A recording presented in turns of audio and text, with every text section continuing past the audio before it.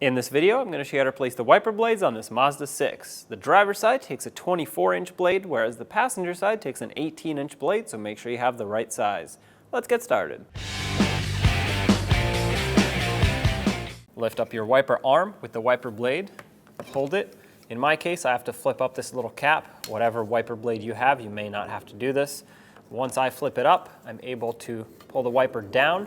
At this point, do not let go of the wiper arm. This metal part, if it folds down and hits the windshield, it will break the windshield. Take your new wiper blade, line it up with this hook, and press it on until it clicks. You should not be able to pull this off easily. One more thing I want to do now at this point is to remove this protective piece on the wiper blade itself.